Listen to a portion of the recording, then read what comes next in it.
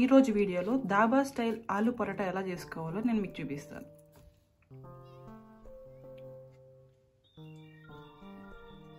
ముందుగా చపాతీ పిండి కలిపి పెట్టుకుంటే కొంచెం ఊరితే మెత్తబడుతుంది చపాతీ పిండి.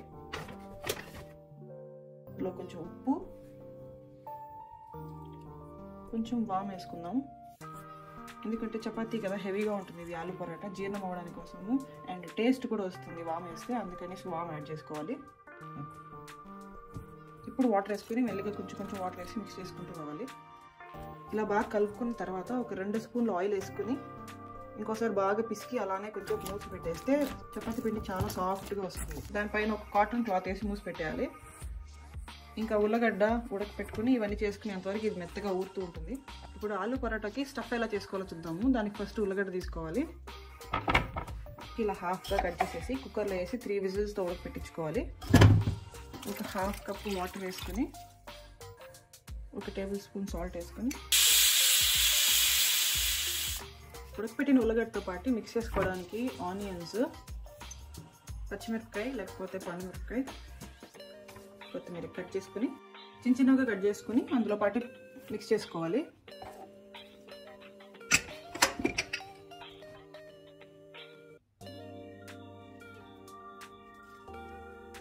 ఇప్పుడు దీన్ని చిన్నగా మెత్తగా పిసుక్కోవాలి.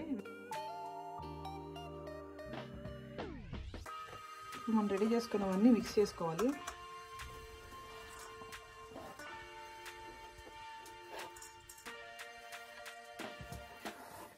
సరిపడేంత ఉప్పు వేసుకోవాలి. నేను 1.5 టేబుల్ స్పూన్ వేసుకుంటున్నాను. 1/2 టేబుల్ స్పూన్ పసుపు, 1.5 టేబుల్ స్పూన్ 1 టేబుల్ స్పూన్ జీరా పౌడర్, కొంచెం వాము. ఇప్పుడు ఇవన్నీ వేసి బాగా మిక్స్ చేసుకోవాలి. మంచి వాసన వస్తుంది, ఎందుకంటే దీంట్లో మనం జీలకర్ర పొడి వాము వేసాం కాబట్టి అట్లే ఫ్రెష్ ఫ్లేవర్ వస్తుంది. దాంతోపాటు కొత్తిమీర కూడా. ఇప్పుడు ఆలు పరోటాకు కావాల్సిన స్టఫ్ రెడీ అయిపోయింది. మన చపాతీ పిండి ముందుగానే పిసికి పెట్టుకుని వేసుకుంటాం కాబట్టి సాఫ్ట్ అయిపోయింది ఇది కూడా. ఇప్పుడు ఇంకా మనం ఇది రుద్ది కాల్చుకోవడమే. నేను ఈ పెను వాడతాను. ఇది క్యాస్ట్ ఐరన్ పెనుము. వెనకాల బేస్ ప్లెయిన్గా ఉంటుంది కాబట్టి ఇండక్షన్ సపోర్ట్ చేస్తుంది అనమాట. ఇది ఆల్వేస్ బెటర్ మనము క్యాస్ట్ ఐరన్లో వాడుకోవడమే. నాన్ స్టిక్ ఎంతవరకు మనము అవాయిడ్ చేస్తే అంత మంచిది. మామూలు చపాతీ కన్నా మనం ఆలు పరోటాకి వేసుకునే చపాతీ పిండి ఎక్కువ ఎత్తుకోవాలి. ఇప్పుడు ఇదే మామూలు చపాతీకి అయితే మనకి ఇంత సరిపోతుంది ఒక చపాతీకి, కానీ 2 చపాతీలు సరిపడేంత పిండి ఎత్తుకోవాలి ఆలు పరోటాకి. ఇది పల్సంగా కాకుండా కొంచెం మందంగా కాల్చుకుంటాము. ఇలా హాఫ్ రుద్దుకున్నాము అనిపించినప్పుడు మనం ఇందులోకి మనం చేసుకున్న స్టఫ్, రెడీ చేసి పెట్టుకున్న స్టఫ్ని పెట్టేయాలి. ఏ పక్క అయితే మనం ఇలా ఒత్తుకున్నామో ఈ పక్క కింద పెట్టుకుని రుద్దుకోవాలి. మీకు చిన్నగా పరోటాలు కావాలన్నప్పుడు మనం దాని తగినట్టు పిండి, దాని తగినట్టు స్టఫింగ్ వేసుకుంటే చిన్నగా పరోటా వస్తుంది. నేను ఇలా పెద్ద చేస్తాను ఎందుకంటే ఒకటి తిన్నా ఫుల్ అయిపోతుందని. బాగా ఈవెన్గా రుద్దుకోవాలి, లేకపోతే మధ్యలో మాత్రమే అలానే ఉండిపోయి లాస్ట్లో ఉత్త పిండి ఉన్నట్టు ఉంటుంది.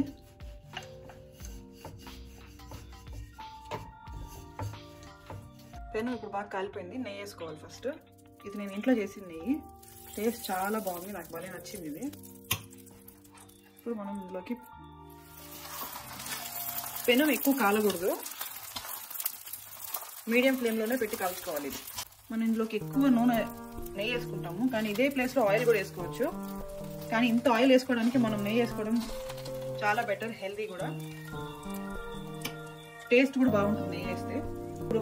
ఇప్పుడు చపాతీ కాలుతుంది, పక్కనే ఇంకో చపాతీ రెడీ చేసి పెట్టుకుంటూ ఉంటే వెంటనే పని అయిపోతుంది.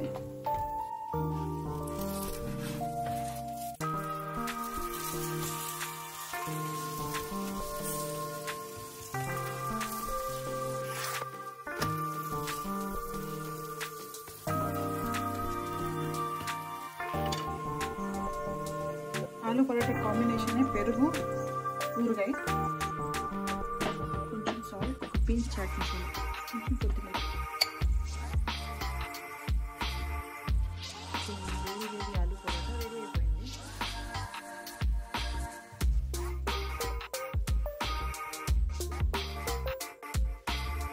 ఆలు పరోటాకి పెరుగు పచ్చడి, ఇంకా దాంతోపాటు ఊరగాయ. అప్ప ఇప్పుడే నాకు నోరు ఊరుతుంది, ఫాస్ట్గా తినేయాలనిపిస్తుంది. వేడి ఆలు పరోటా, పెరుగు పచ్చడి, ఊరగాయ, ఇంకా కీరకాయ. ఇలా ఎంత బాగా లోపల లేయర్స్ లాగా ఉడికి క్రిస్పీగా ఉంటుంది.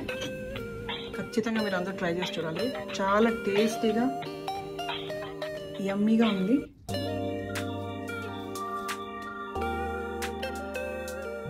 అద్భుతంగా ఉంది. మీరు అందరూ ఖచ్చితంగా ట్రై చేసి ఎలా ఉందో కమెంట్స్లో చెప్తారని అనుకుంటున్నాను. మళ్ళీ నెక్స్ట్ వీడియోలో కలుద్దాం. అంతవరకు సెలవు.